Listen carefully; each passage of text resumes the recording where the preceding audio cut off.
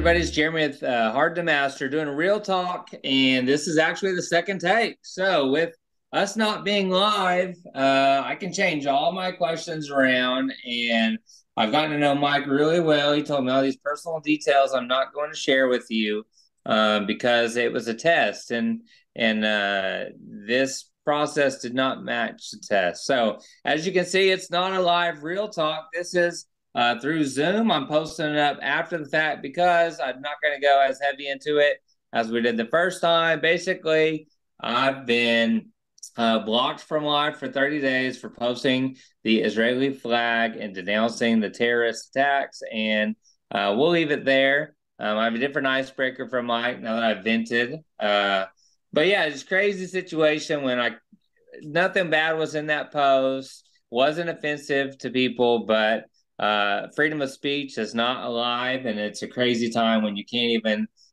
So I just reposted the flag. I'll probably be banned for good with the word stand. If that's offensive, one word and an image, well, there's much more offensive things, and you need to kind of get out of your bubble. So we'll leave it at that. But I have Mike from BlackTableGaming. And we're going to tell you where that name and everything came about in just a little bit. But like I said, I have a different icebreaker this time and have a prop. So here where I'm at, because you're in Canada, right? I am. Yep. So he's in Canada and I'm here in the US. And for some reason, my phone's not as loud as it was before because I used my iPad the first time. So you're going to have better video quality on this one in addition. So, and I have my mic working, I think. So hopefully you can hear me or you just read lips. But in America, there's this treat that we have, and it always comes out around this time. It's a big hot commodity. I always grab a box whenever I'm at the store when I see these, and it's may or may not be a big commodity in Canada, and I'm going to guess no. But then I'm going to ask you what is kind of a similar commodity in Canada for you. Nice. So if you have ever seen these are Christmas cakes, Little Debbie Christmas cakes. And these Oh, are fantastic. I mean, for some reason, you cut the shape of them and ice them the same and put little green sprinkles. It's a whole different treat. I mean, this even beats out the strawberry unicorn cakes. Don't get me started on everything very flavored being feminine based, but it makes me feel very masculine when I go and buy these things at the store. But this Christmas cake is a hot commodity around November. You start seeing them. Now they even make brownies, all these other flavors of things. But the Christmas cake is the original. I'm guessing it's not as hot in Canada. And nope. if not, what's kind of that snack cake that's at the store that really is like the popular thing, whether it's this month or during the Yeah, year? yeah. So we do have Little Debbie, but I've never seen those things. We got like the honey Never seen buns the and Christmas stuff like cakes. that, but I've Oh, never seen the Christmas cakes. But yeah, I'm trying to think like right now it's all, I mean, you guys have Starbucks and you guys had Starbucks long before. So the Starbucks drinks, the holiday drinks are back. And so peppermint mochas and all these things and the pumpkin spice craze just ended. But yeah, as far as like snacks go, like you guys have so much more variety of stuff. You have like, 23 different types of Oreos. We you got can like say it. two, We're just an you know? overweight, over obese nation, and so we have all these snacks, and they're limited by your I Federal love Food the and Drug snacks, but yeah. Administration and stuff. I get. I mean, we they didn't care. They're like America, just let them eat fat and die. I mean, There you we're go. all gonna die someday. I might as well Yeah. enjoy my You time might as here. well might So. as well eat sweet, that's for sure. Yeah. That's amazing. I would say I'd save a box and bring them to Gen Con so you try one, but I don't know if they'll be good by then. I mean, Yeah. maybe they're pumped with so much stuff, but Yeah, Little Debbie, I think could survive a nuclear blast. So who knows? It'd be right there with the it seems Twinkie. like I have an iron stomach, people say. So let's get into it. Again, Mike, tell everyone else how you kind of got into the hobby. I don't want to tell your life story here, even though I could probably give them a pretty good recollection. Like I told you the first time, you probably played games as a kid, those Milton Bradley, Hasbro games, and then you went and moved off and did your own thing in adult life. And then all of a sudden you were introduced to some gateway type game and that, or maybe just a heavy, fantastic game like me, forget gateway games. and just jump in hardcore and get migraines all of a sudden. But then your habit and your hobby kicked off from there, and it's probably grown. I believe you said about 120 games on the shelf, so it's much more than when you first Yeah. started in modern gaming. Yeah. Yeah. So for me, again, yeah, the classic like board games are always a part of like my play as a child. You know, the clues, the monopolies, the game of lives. You know, had this weird game called Stretch Out Sam where he would like his arm would get higher and higher, and you had to stack up plates and cups on it. It was like a little dexterity game before dexterity games that had a title. And then I got married in 2005. And then in 2006, we were introduced to probably the most popular gateway game, and everybody thanks Klaus Tuber for Settlers of Catan. And so we played Settlers of Catan basically exclusively, can you believe it, for like 3 years. We would write our plays on the inside of the box lid. The box lid was full of all these plays. The Really? winner and the date was in there. And from there, we jumped to the very well-known Seven Wonders in 2010. 2011, dove into Castles of Burgundy, and then jumped into the deep end before I knew weight and complexity was a thing in the board gaming world. I bought Terra Mystica on its release date. I was looking at that one, spent like an hour and a half reading the rules, and was like, wow, this game looks amazing. The theme really pulled me in. And then we taught it, and it's been one of our number one games since. And since then, been buying, had a real probably steady kind of buying journey in the last like 5 to 6 years.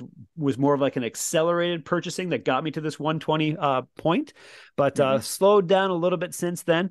But yeah, that's how our board gaming journey began. Probably like so many people in North America, started out with the good old Settlers of Catan. Haven't touched it in years, but got to give it honor and credit for what it did getting me into the hobby.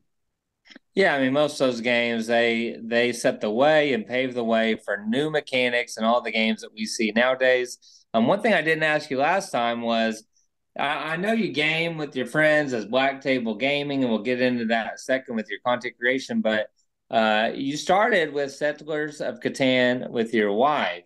Does your wife play games? How often does she play games? Does she like heavy games? I'll tell you this. My wife is hard to play games with. She doesn't like to lose, but one on one, it's that it's probably 80 to 20%. And then she doesn't like complexity. So finding a game for her to Yeah, enjoy yeah. is really tough. I played Abduction with her the other day. At first, she was like, "It's okay, I guess."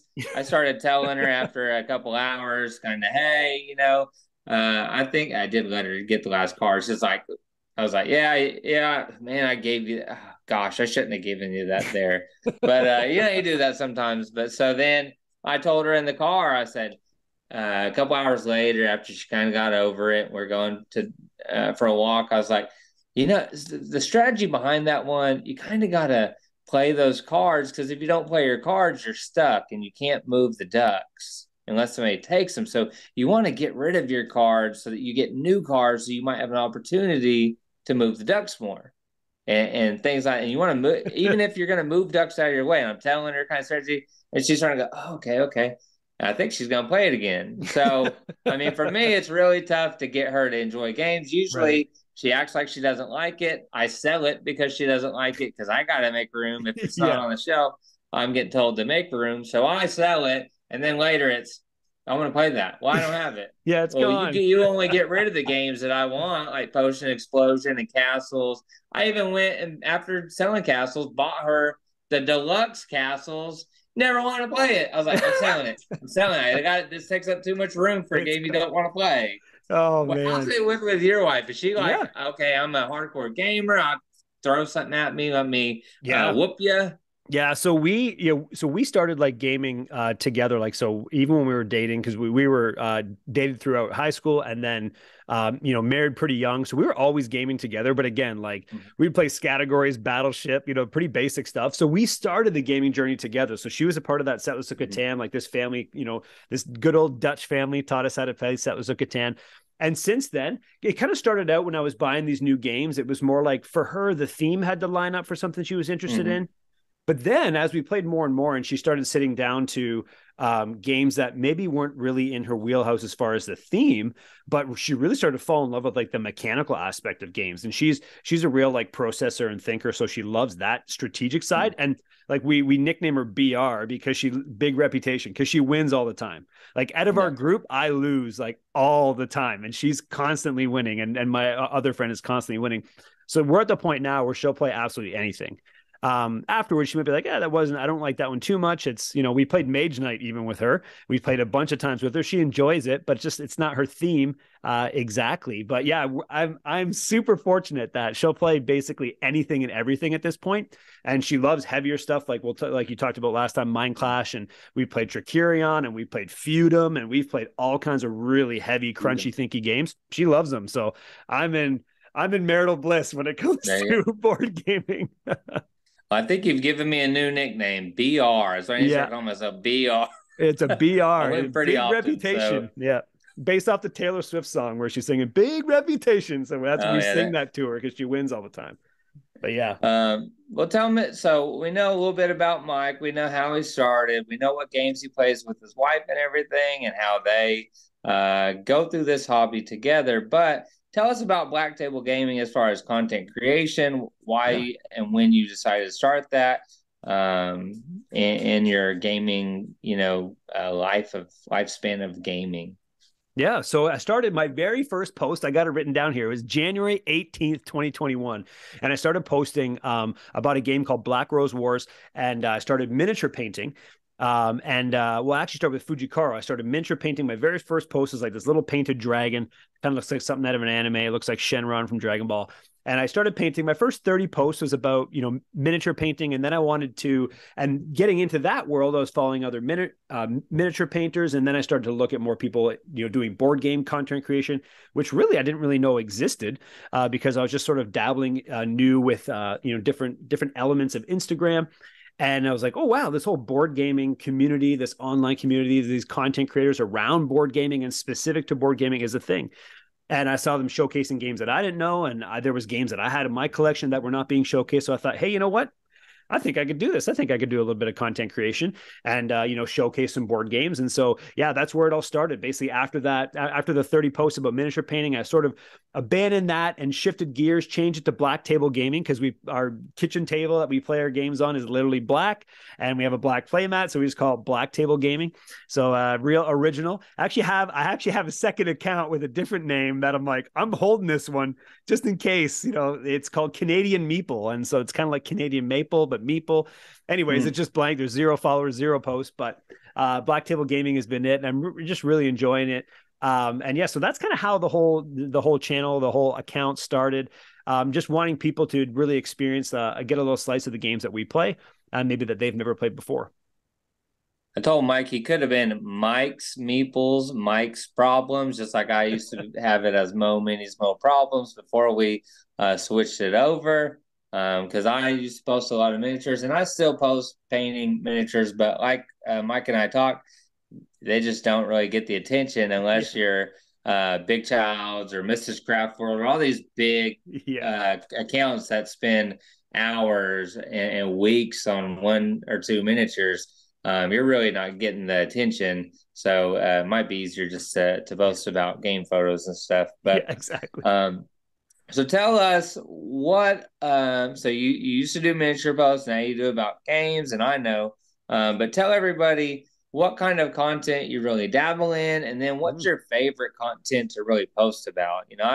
I like to post about coins or with collaborative posts like Real Talk and Games Less Forgotten and short reel reviews. All that stuff's easy to pump out. It doesn't take the same time requirement of playing full reviews and filming those full reviews for YouTube and everything. The Instagram stuff's much more fun to do when you're not banned, and much more fun to do and quite a bit easier, except for when you stand up for the week. So yeah.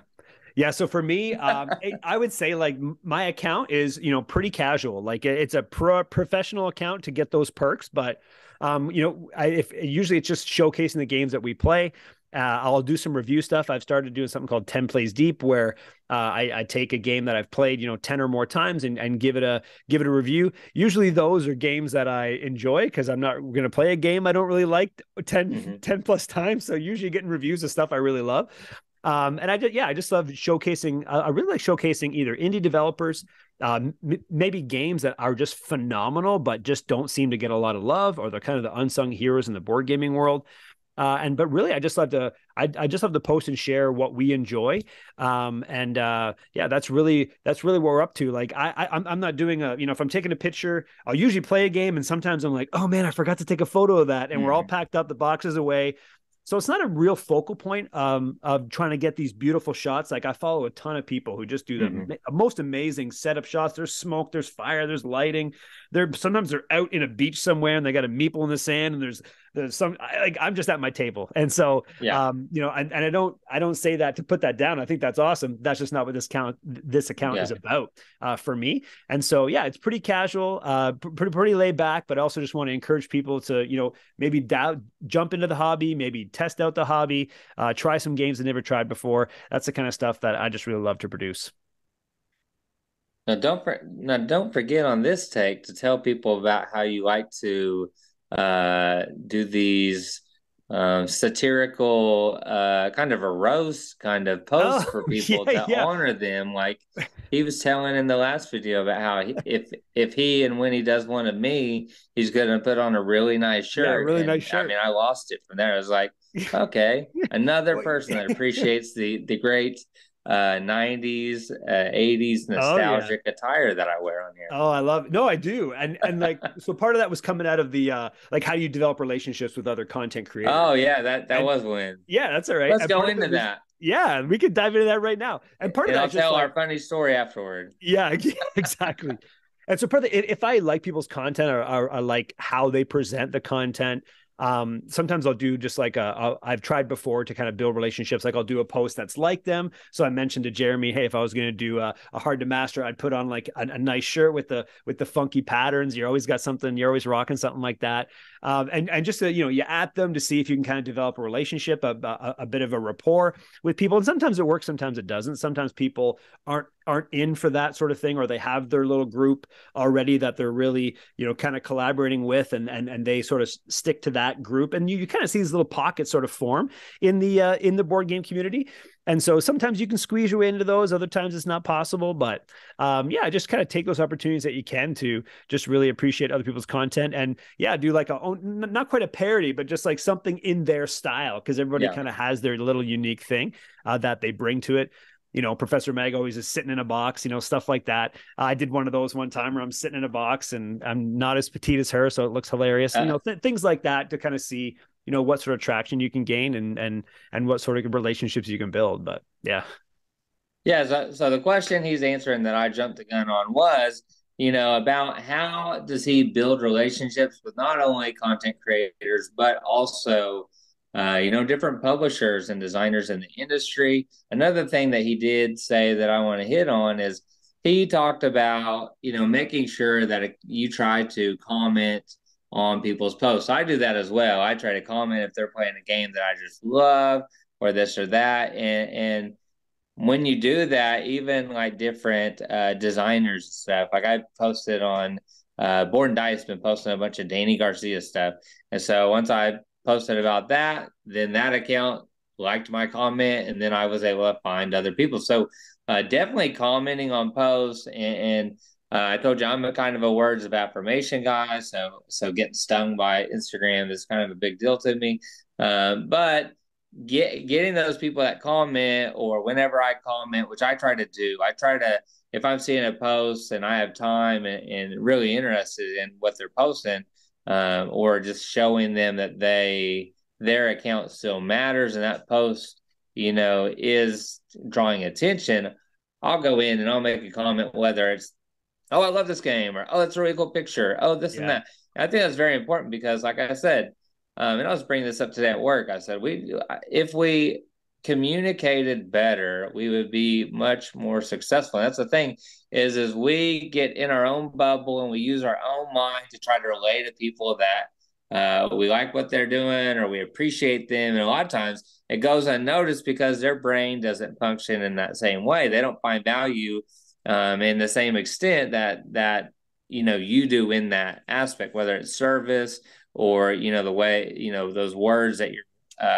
giving them that validation and things like that. Time with them on their account or in these videos and stuff. So I think it's very important for us to do that. Like you said, without me prompting, I'm just hitting it since I know that was an important key that you had brought up in the last one, was making sure you take that time to comment or to like that post and engage with the person that posted it is very Yeah. important.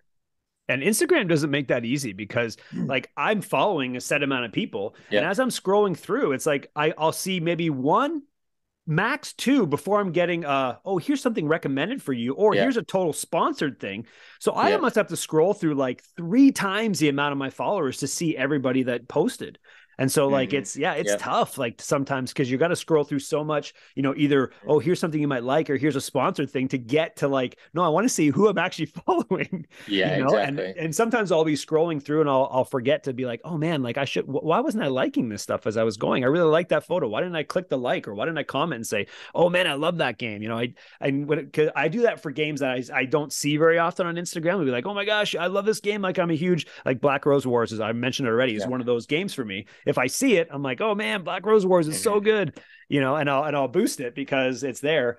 And I've even had like conversations with a few people who, and some people will be honest to be like, hey, like I'm not getting the same amount of it, like of not attention. I'm trying to think of a better word, but they're not getting the same amount of traction and traffic on their posts, and they're like, what's going on? And I'm like, I think part of it is just Instagram has put a lot of stuff in our way, and people maybe just get used to that kind of doom scrolling going on Instagram. You forget to really engage that there's a person behind that post, Mm-hmm. right? Yeah. Yeah. Yeah, it's an algorithm that's going through, and it's funny. I kind of look at it, and ever since crossing 1,000, I've noticed there's more traction, there's more interaction with different posts. But like I told you earlier, miniature painting doesn't get as much traffic Yeah. unless you're someone that's doing it professionally. Right. Usually, when I post a review image saying, "Hey, this is on YouTube," those don't get much. So Mm, something in the images or because I use similar hashtags to find stuff. So yeah. it's just something in the image that it's seeing, or maybe the description or a link that it's causing it. So that is one thing that can bog people down, is seeing Yeah. a vast difference in their posts. Yeah. Because like I said, it makes me post less about painting miniatures because I know You're just not going to get it. people, Yeah. and I can see how many people looked at it, but only 20, 16 to 20 liked it, and Yeah. I felt like I Yeah. did a darn good job painting it in Yeah. You're an like, hour or I so, and it looks crushed it pretty on that. darn close. I mean, Leatherface looked freaking awesome, Yeah. and he got maybe 22 likes, and I see Yeah. another one that's gray and it's And getting there, 300 likes. yeah, and there is like I think there's a lottery element to it as well. Like if you just happen to Mm-hmm. post something at the right time, like I was going through in one of my videos, most of them around like they'll get like 300 to 500 views, and then I have this one video got like 4,741 views, and I'm like, what? Like that's way beyond anything else I posted. But like, what happened? Like, what was it? It was kind of a game, like it was a Netavalier game, like nothing major, Yeah. but 4,000. Like, okay, like, was it the length? And you almost try to break it down to like this, magic formula that if I just do a little bit of algebra, I can nail it and I can fix the algorithm. But there's Well, sometimes it just doesn't work out. I have one of those too, but I, Yeah. I actually know why it has that many. Oh, okay. That's like over 5,000, like almost Wow. 6,000 views, and that's it's only because I had Eleni the cardboard rhino from CGE in it. I mean, Oh, everybody watches that video. I mean, it's only 2 minutes long, but I yeah. mean, it's gotten 6,000 views, which is Wow. just nuts. It's my like triple my longest video, Yeah. so Yeah. or Yeah. most watched video. So, Right. but all credit goes to Eleni, and I already told her in CGE. It's not hard to master that made that happen. That's straight them alone. So, Yeah. Yeah. For um, sure. well, I know from earlier that so Mike has been trying to get more involved with some publishers. He did say a lot of his interaction with publishers in the beginning was from backing games or being in a community where they are, chatting and with those designers and being present in that area and looking to is actually looking to get more relationships built here and there with publishers. And I told him to, if you're out there and you're in the same position, go check out. I have a real talk with Raina Medina from Pandasaurus. I have one with Danny Lowe, who was at Hachette, but now is at Flat River. So there are other real talks you can check out that are going to give you some ideas of what those media people are looking for in that initial email. When you're emailing them or following up, why it's taking them some time to get back, because they get so many emails and they have certain days or certain times where they go through all of those. So if you're wanting tips like that, like I told Mike, definitely check out those. I know there's another one I need to schedule with. I think Brooke from Leader Games still wants to do one. I was talking to her about it, and I need to see if she still wants to do it. But if you're trying to get in that door and find an opening, watching those real talks might be a good way to get some tips, because I asked them a lot of those questions. What are one thing you did say, because you also said that you don't solo game, really. You did one for a game that you had been, like we were talking about, with the publisher and in that community. You tried solo game. That was it. You don't solo game. You played video games when you want to solo. Yeah, that's so right. we're going to beeline here over to the video game world and let you talk a little bit about video games, because I'm 60 hours into Liza P. I'll probably drop 200 because I love soul boring games, even though New Game Plus for Demon Souls Remastered is just insane for me. And I don't know if that game alone, I mean, even the dark and the light, it's so tough to like get everything. You die and you like screwed yourself majorly. I don't think I'll ever platinum that one per se, but all the other ones, I'm going for the platinum. And I usually do, even though Elden Ring, I'm like 230 hours, and I could be 500, but I'm waiting for that DLC to drop so I don't have to start a whole new game. Yeah. But Liza P is amazing. I told Mike he needs to check it out if he likes those type of RPG games, if you like those hard, big boss, little guy, leveling up, farming so that you can upgrade and get throwables and things. It's based off a Pinocchio story. So it's amazing. It's Bloodborne meets Pinocchio, and I fall asleep farming right now. It's really bad. I don't know if I'm just sleep deprived or what, but I fall asleep while farming because I'm just like, my muscles know where to go and how to act, because I got to level up before this New Game Plus. I heard it's insane. So, but what games, I already know, but what games are you currently playing or going to play soon on the two consoles I know that you utilize? Yeah, so when it comes to Switch and PS5, Switch, we're doing the classic Smash Brothers, the Mario Karts, the Breath of the Wilds, Legend of Zeldas, and a lot of little random kind of micro games that come in the Nintendo eShop. If you've ever been a part of that, you find some games for like 10 cents that you just try and see if they're any good. And then when it comes to the PS5, I played through all the years ago, the Batman games. Love those experiences. The God of War games have just been so good. If I'm doing an online game with that's more like, community based, I'm really into Overwatch. I have over 1,000 hours into Overwatch. So I've been playing that probably for about, 5 to 6 years now. So I'm playing that pretty regularly throughout the week.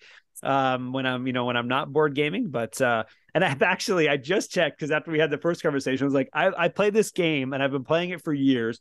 I have like over 400 hours into it, and it's called Spelunky 2.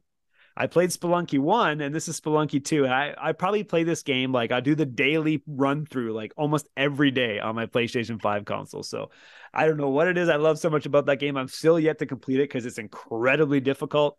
But over 400 hours, 425 hours. I was like, what the heck? I've been playing this game a ton. But into a lot of different gaming. Been doing that really since the age of 8. Started with the NES. My dad just brought it home when I was a kid, and basically Mario Duck Hunt, and from there I've just been an avid gamer my whole life. Yeah, I mean, I actually, even though it was like the stepchild, Mario Brothers 2 was still fun in my day, Oh, but that yeah. was definitely a totally different experience It than was. I like playing as Princess Peach and Toad. That was awesome. Yeah. the Goombas. Yeah. Yeah. And I also told Mike because I had talked about Resident Evil board game. He needs to play Resident Evil 4 remastered.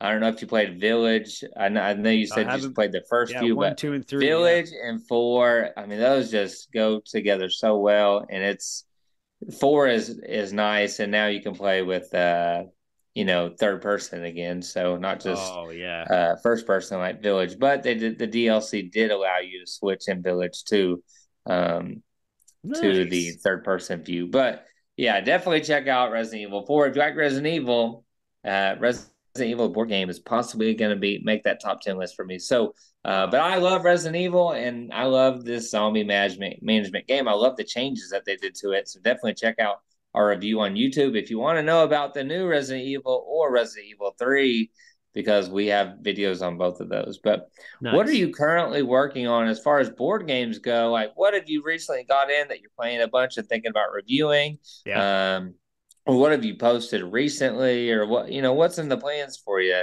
Yeah. with your board game content right now? Yeah, so I just posted My City.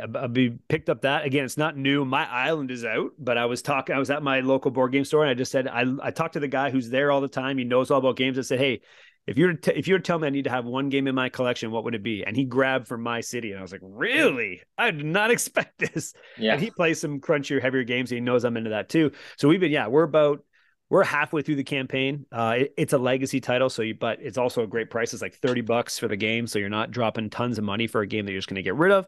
Yeah, loving My City. If you really like the polyomino, triomino kind of games where you're placing stuff and things are changing and evolving really well, that's awesome. Been huge into picked this up at Gen Con. I know it's not new, but Radlands. From Roxley, picked up the deluxe edition, which is super hard to find, but they had some there. Great. It's probably the best two-player game that I've ever played. And my wife and I absolutely love that one. We've been playing lots of Moon. Hakon Gorder and Sinister Fish games released. Moon came out this year. It's actually on Kickstarter right now for its second printing and a playmat. We've been playing a ton of Moon. We just introduced my one daughter to Moon last night, so she played her first time of that. It was great.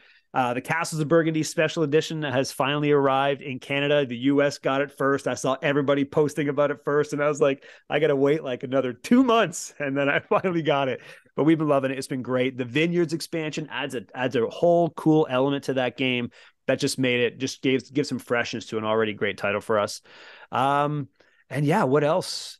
Yeah, that kind of, and I would mention this. Our little game after the game, we always go, and I think it's at a print. It's called Biblios. It's like just this simple Yeah. card drafting, card auctioning game. Every time we play with someone, they just absolutely love it. You can teach it in like 3 minutes. You play it in like 30. It's a blast. But yeah, what I have coming soon, I should be getting it in like 2 weeks, is a game called Mercurial by Hyper Elixir Games. David Go, it actually was at Gen Con. A different company picked it up and published it in North America. And I'm going to be getting my Kickstarter edition with my playmat and all that good stuff and the deluxe edition metal coins and everything that I love about Kickstarter and Deluxe Components. I'm a big Deluxe Components guy. But yeah, really pumped to get Mercurial to the table. I actually was able to play test that for David and Hyper Elixir in the early stages of that game. So it's cool to see in the play testing phase how things have really changed. And that's where I got into solo game. I played that game 20 times because I had to play it 20 times and solo. And I was like, I do not like solo gaming very much, but Yeah. I want someone else at the table. I like some interaction. But yeah, that's what we're up to right now. That's what it's me getting a lot of plays. Those few games lately. And we just got the Oceans Legendary Edition. So we also love that one. That is the meanest game on the planet. If you're looking to hate the person at the table across from you, play Oceans. But it is so much fun. But I've never been more angry in a game in my life than playing Oceans. Let me tell you right now. It's intense, Yeah. but it's great. Like we're all like we watch and another country gets a game or reviewers have a game like I just got La Granja in. I've been waiting for it to hit the retail store. I got it from the Deluxe Master Set, another old game that Yeah. got a Oh, I reprint. was this It was close to really back nice in that.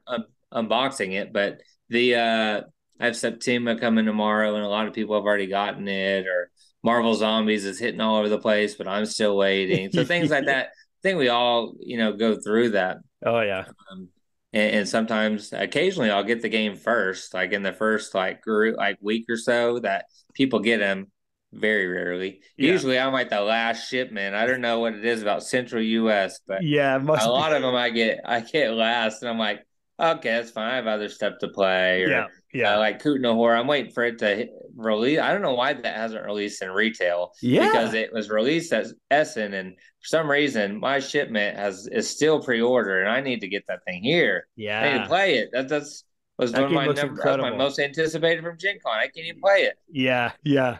I know. it. Sometimes the waiting is the hardest part.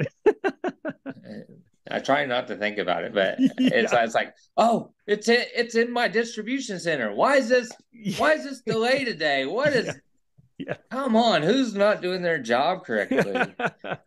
I don't want this thing sitting on the front porch and Yeah. stolen. Yeah, Um, exactly. what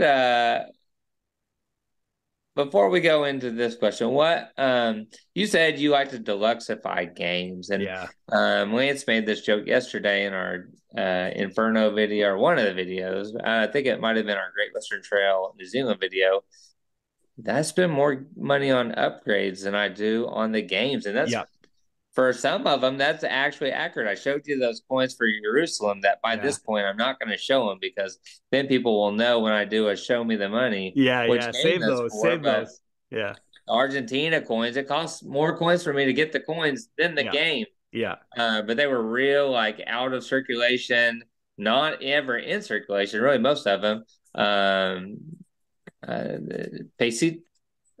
Pesitos, I think is what they had there for that one. But I always do coins, and then a lot Yeah. of times I will get those realistic resources, Oh yeah. or I always have to card sleeve everything, and Oh yeah.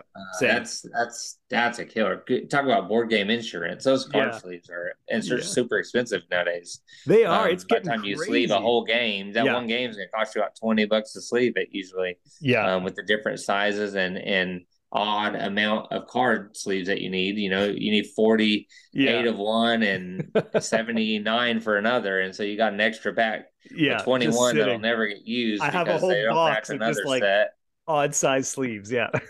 But tell us about your deluxe thing. What's Yeah. your go-to? I mean, for me, it's coins. Everybody knows that. Yeah. Some people it's inserts, some people it's Yeah. wooden components or Right. realistic resources. What's your go-to for deluxe components? Yeah, I would say like a go-to for sure, I would say is metal coins. Like if that's Mhm. offered in usually, Kickstarter is kind of where you get the deluxe right out of the gate. And so I will go for the metal coins every single time. I just love Yeah. that. I love that clickety clackety, just It's tangible. blasphemy for cardboard to be coins, right? Yeah. Like I Oh can yeah. Like it understand just, wood, yeah. but Like, cardboard, I yeah. Cardboard coins are just I a no. understand for a manufacturing product, Yeah. but And then still. what I'll do is if I really enjoy like and usually I will sleeve out of the gate. If it's a game that I know that the cards are going to be handled a lot, I'm usually sleeving those right away. Unless the game is literally cheaper than the sleeves. Like I've had that before where it's all it is cards. The game Yeah. costs like $20. I know to sleeve it's going to cost Yeah. me 30. So I'm like, nah, I won't sleeve it because I could literally rebuy it, for cheaper. But for me, yeah, coins is number one. And I actually do a ton of inserts. I used to make inserts. I have some old posts of me like making inserts out of like foam core. And then so with that, I started buying a lot off of Folded Space, which is like that, Yeah. it's like their gray, like space gray kind of foam core things. I have a ton of their full color inserts that they've been releasing. Got the one for Dinosaur World, got the one for Jerusalem, got it for Alchemists, so I pick up a lot of Mhm. inserts because I like, to me, the game setup time. Sometimes a game doesn't get played because the setup time is just insane. And I'm like, oh, Yeah. it's so clunky. And if an insert can make that happen faster, then hey, I'll do that. And then I've done a few of the Geek Up bits from Board Game Geek. I make sure I always spray coat those. I'm like a huge advocate because we own Quacks of Quinlanburg, and like 5 plays in, the Geek Up bits were just like erased. Oh, Somebody really? had sweaty hands and it just like worked away on the thing. So I spray coat them now and everything. And I have done the realistic resources. I've only done for one game, and that's for Orleans. I picked up those like Top Shelf Gamer, Yeah. real little like folded silks and the little wine bottles and things like that. But yeah, most of the time it's metal coins. I do enjoy playmats if it makes sense, and inserts. Those are my go-tos for sure.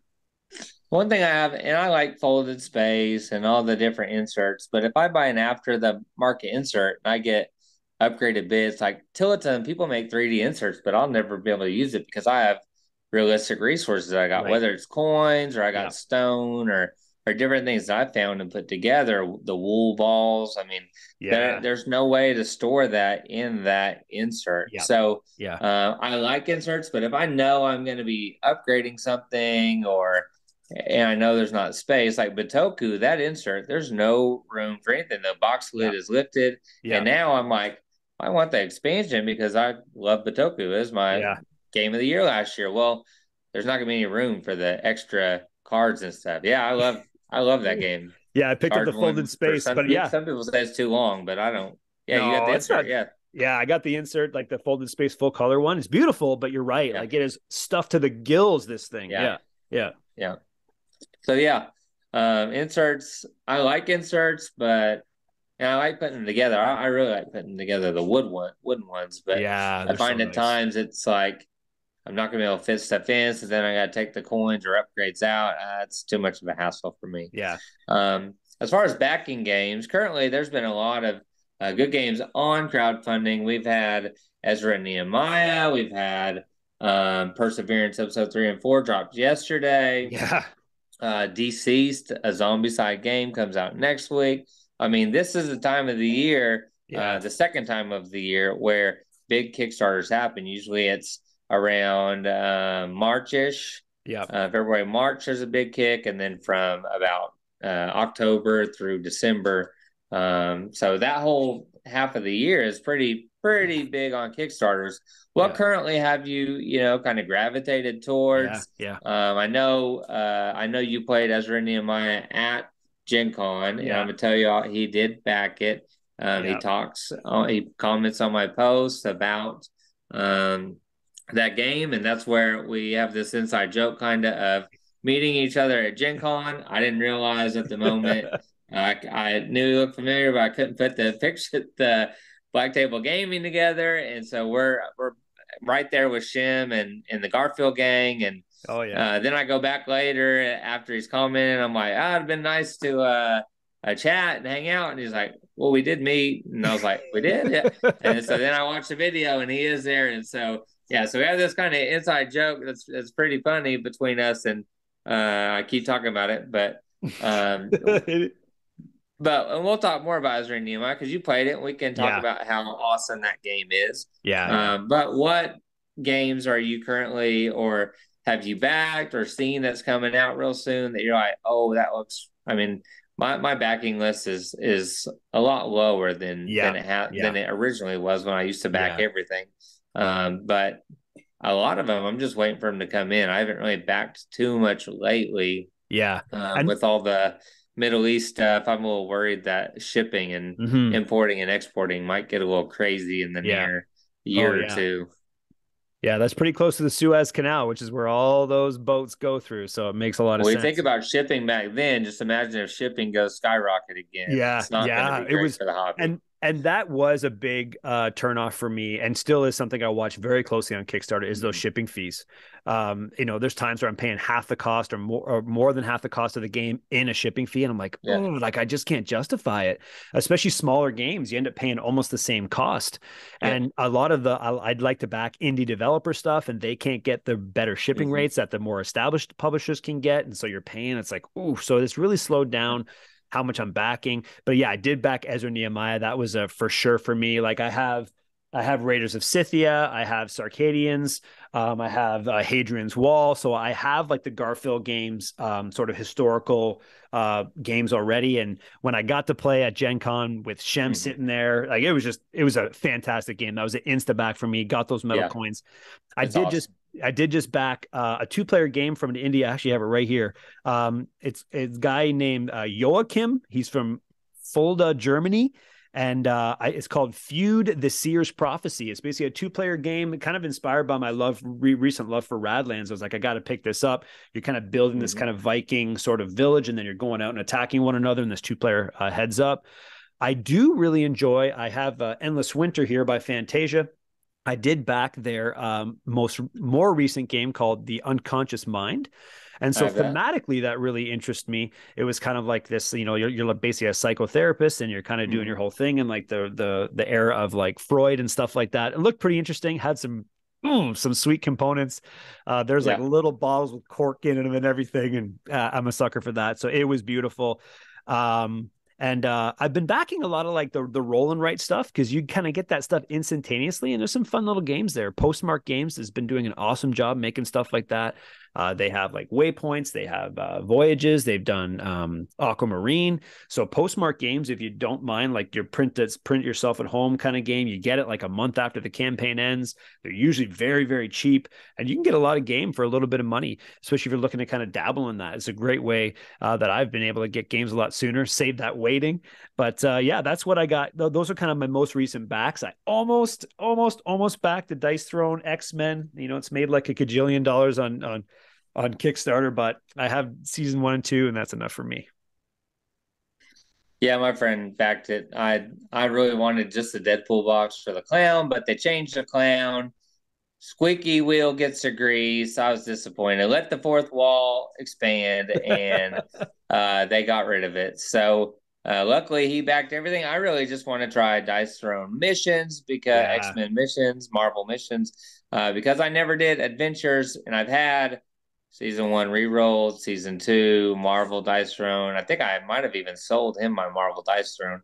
But I've gotten them out. I enjoy them. I love the card sleeves and the way they. Ooh. I think they're Yeah. great card sleeves Yeah. Great for production on those games. Dice Throne.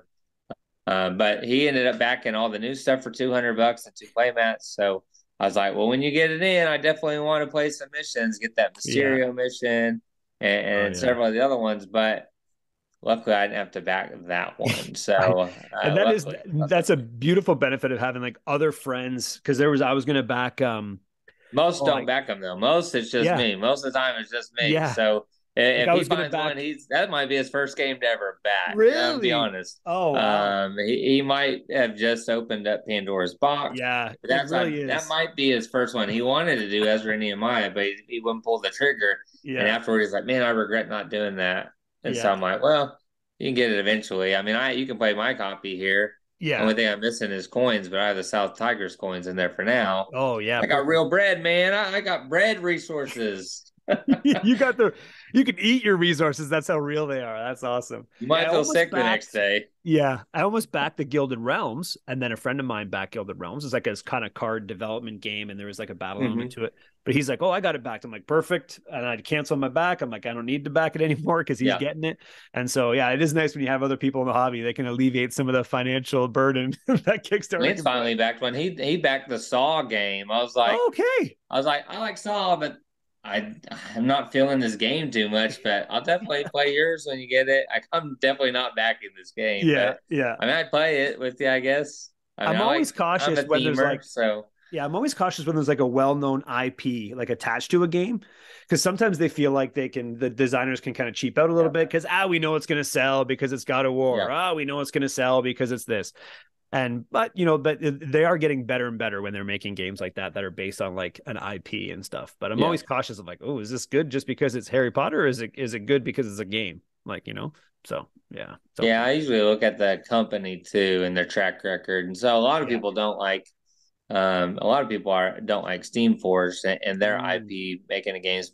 But I'll tell you, I've played them and I think they're a lot of fun. I thought yeah. Horizon Zero Dawn was great in the way that the robotic machines move around the board made sense. I mean, those are games that based on video games. Like, yeah, I play these video games. I told them, Yeah. I put 230 hours in Elden Ring. I want Yeah. to play Yeah. that bad boys. Yeah. Yeah. I've played all the Resident Evils. So I'll review a Resident Evil game in a Yeah. heartbeat because Yeah. For I know the sure. ins and outs. So, but I think if you have the right company doing it, then it can definitely help. It's when you have these new companies that haven't really dabbled in that IP world, it makes Yeah. it a little bit tougher to really have that faith that it's gonna be a good game, or are they just milking the IP because, like Yeah. you said, they know it's going to Yeah. sell.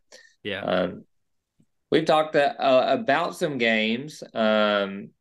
I know some of the games that I will have on my top 10 of 2023 list, because there's not that many games I haven't played yet that would knock them off of that list. There are Right. some I won't name that could get pretty close because they're in the middle of my list, but the top ones I know are going to make it. There's no way that they get pushed off. I mean, Voidfall for me, Mm, currently number one. I still have to play Kutnahora and yeah. Scholars of the South Tigris and Yeah. Nucleum, hopefully, and Art Society. I have to, and Septima that I should get tomorrow. I and Lords of Ragnarok, which I'm probably playing this weekend finally. Oh, But I nice. have all these games. I still are really solid games that have a lot of hype behind them that are on the hotness, and I need to play to verify and make a true good list. I thought my list last year was really good. I played a lot of those big name games, and I'm running out of time, but I think I can get them all in. Yeah. So Voidfall will make it. Darwin's Journey is going to be somewhere on that list. Resident Evil should make that list, the new one, a Yeah. Resident Evil board game. Barcelona is probably making that list, and there's five or six others. There's so many good games. I'm probably gonna make a top 20 or top 25 list this year because Yeah. I played that many really good games. What are some of these games that are gonna make that top 10 for sure because they're that high up on your Yeah. top 10 that they can't be knocked off no matter Yeah. what you play? Yeah, no, that's great. And there's, I love like your list. I've played like none of those, and I just love this about the hobby. There's Lance so hasn't many either. He's games. played a couple. Yeah, there's so many. But yeah, so for me, definitely, Three Ring Circus being released this year, that's going to be in the Yep. top 10 for sure. Jerusalem was like an earlier 2023 title that I Uh-huh. think is going to stand not only just the test of time for this year, but probably, moving into the future. Age of Innovation, which is like the revamp of Terra Mystica, Uh-huh. which we're huge Terra Mystica fans, You were played that at playing Gen that at Con. Gen Con. Yeah, played you. That's when you were doing the real talk with Capstone. Shem. And then we were Capstone games. yeah, Yeah. Capstone Games. Yeah, it's like Helga Ostertag. He just makes the same game over and over again. Like it was Terra Mystica, it was Gaia Project, and now it's Age of Innovation. But we played Age of Innovation and it just takes everything I love about Terra Mystica and just makes it even better. Like it's going to be probably number one, definitely for sure. Moon, which is behind me, we've been playing a ton of it by Hakon Gordon and Sinister Fish. So good. Probably his best yet. Castles of Burgundy Special Edition. I got to give credit to that. We love that game with the addition of the new vineyards. Just brings it such like that's still gonna be top 10. I think games of all time for me.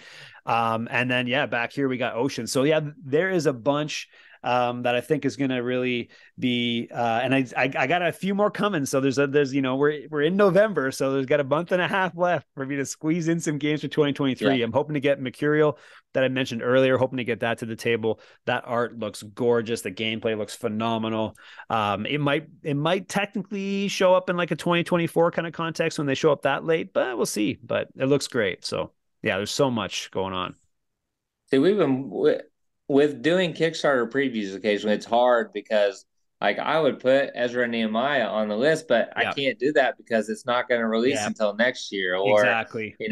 Inferno could make the list, but it's Right. probably going to be 2020, probably maybe even 2025 before it actually gets produced and shipped out. I don't know, maybe 2024, but it all depends on the campaign or Fractured Sky. I did that Yeah. one. I can't wait for that super deluxe box to come. It's prettier. Yeah. Mythic Mischief too. That's one that when they have like a volume two or the same game that's been tweaked, it's hard for me to justify sometimes Yeah. because. But that's one that I love Mythic Mischief. I play that solo all the time. Yeah. I've spent a lot of money, I can tell you, or Yeah. games worth of money having a friend paint that game, so I didn't have to Yeah. paint it. So, Yeah. and Yeah. if you watch my stories, you've seen Pablo painting that. It looks beautiful. Oh I yeah. can't wait. He's only got the fun guys, and then I've got everything except I think the fairies. I'm missing a fairy mini, so I gotta wait till I get Oh a no. replacement before I have him do that. But Yeah. Yeah. I'm supposed to get it when I get my Ape Index A and stuff from the pledge manager. But yeah, it's tough to make these lists, and I mean, so much time goes into playing them, and then you got to Hmm. think about it. And like I said, I don't think I can even stop at 10 this year. I think I'm going to have to go to at least 20, 25. Yeah. possibly 25, because there's, like you said, Jerusalem came out early in the year. Yeah. Solid game. I mean, I think it's on Lance's top 10, or really, really potentially. Yeah. I mean, that game right there, more than just the game itself, what it does for, you know, the hobby as far as having that theme of a game Yeah. and the justification behind it. Yeah. It does huge things, just like Ezra and Nehemiah. It is a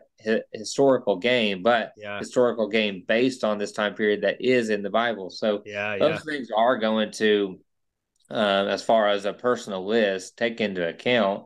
But yeah, Jerusalem's a big one that was early on in the year. I mean, there's so many great games. That Three Ring Circus, like I said, that's a fun one. Yeah. Probably not gonna make my top 10, but Right. it does have a good potential to make the top 20 or 25. The White Castle, I mean, Yeah. that's one that just came I out that I haven't played really that yet. It like. looks It's super great. short, but I just can't uh, help but think of the restaurant. I just always yeah. it's like, who named this game White Every Castle? time How you did like try to get a GIF file, it just brings yeah, up, the yeah, burgers and the yeah, castle and Kumar. exactly. So, Yeah, but yeah, so many great games. So, yeah.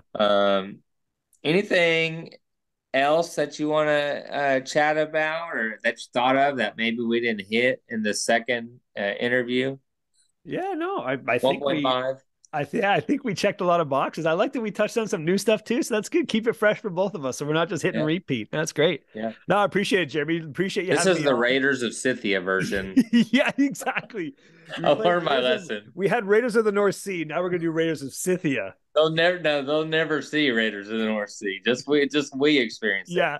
All they get, the only thing that's there anymore, like Shem said with shipwrights, there's only one version now. Yeah, yeah, This yeah. is it. It's just the Redux. That's it. Oh man. No, I appreciate it, Jeremy. Thanks for having me on. I want to say Mike has been fabulous, not only just chatting with me twice, but he he could have said, no, let's do this another time. But he was like, hey, you wanna refilm it in an hour and we can just start over. And guess what? I'll do the Zoom and I'll post it and do the collaboration. I'm gonna send them the image and just great guy to chat with. Awesome, can't wait.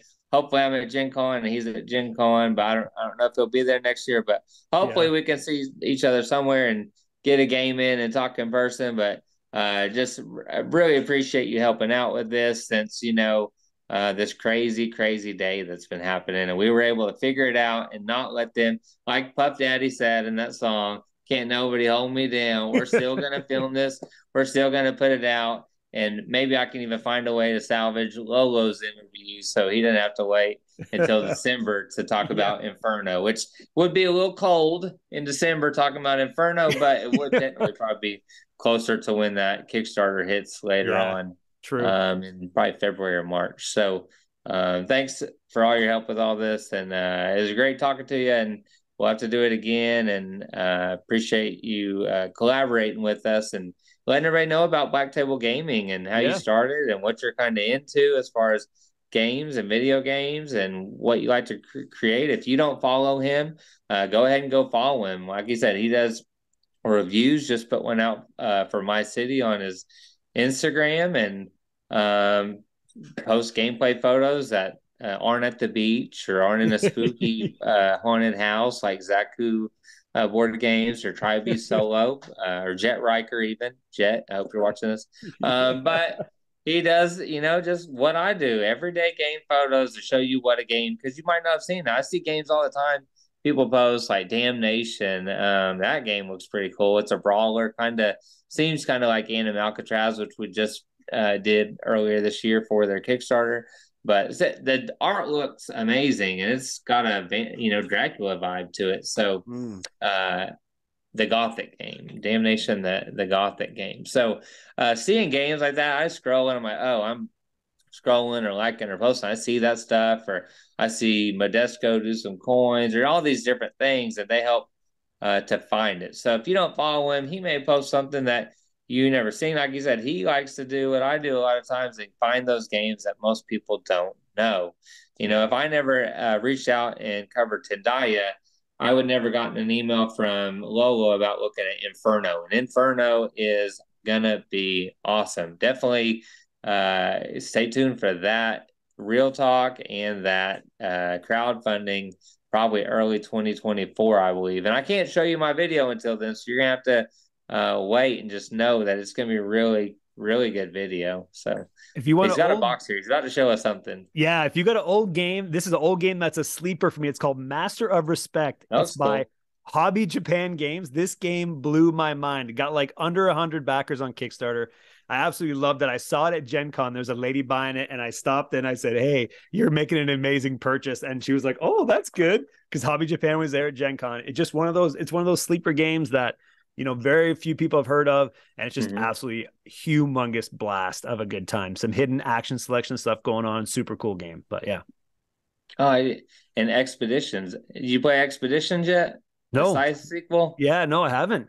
That's another one that's probably gonna make my top 10. Yeah, If really, it eh? if it doesn't, it'll be in the top 20. Nice. I love Scythe so much. It doesn't beat Scythe out, but it's Is it like I mean I more want to play streamlined? it again. Yeah, is it like a more streamlined version of the game? It feels like just as long, to be Oh, honest. okay. It's just a whole different kind of thing. I mean, if you play with three people that know what they're doing, but there's so many unique cards, I find that there's at times a stalling. Now, if you play quick, then maybe not. But I played two, three, four, and five, and I think three or four is the best. Uh, Nice. don't play two, super slow, nothing opens up, and then five is just Yeah, slog probably. Yeah. unless you have people that know how to play, I wouldn't recommend Yeah. five. But We find three it's is such a sweet spot for like most games. Is three is like except the area perfect. control. Yeah, oh, true. Yeah, you do want more I people. It has to be the right area control because Yeah. otherwise two people can gang up on one. Oh, yeah, I true, like true. four or five in area control, but Yeah, that if it makes a ton of sense. but that's just because area control is you got to have the right. I'll actually, if I set up area control and somebody backs out and it's a three player, usually I You're take like, the extra time to yeah, put it up yeah, and put something else out put and it change away. Yeah, plans and deal smart. with that stress versus playing a three player area Yeah, control game yeah. because it usually Somebody's gonna doesn't get do it angry. justice usually. So Yeah, um, I'll break out a Lacerda for three instead or something. yeah, yeah. Something. I wish I could get Feudum, but people don't play Feudum with me. No. So Oh, I love it. It's so good. Oh, and that would be my encouragement. it's underrated. That's one of the most underrated Yes, games it's because so no one underrated, likes and it's too heavy for it's Lance. it's heavy. Yeah, and a lot of people stay away from heavy. And I would encourage gamers, man, don't I let love weight heavy. of games distract you. Just get in there, dive into it, learn it. It's so worth it. Because then I love heavy.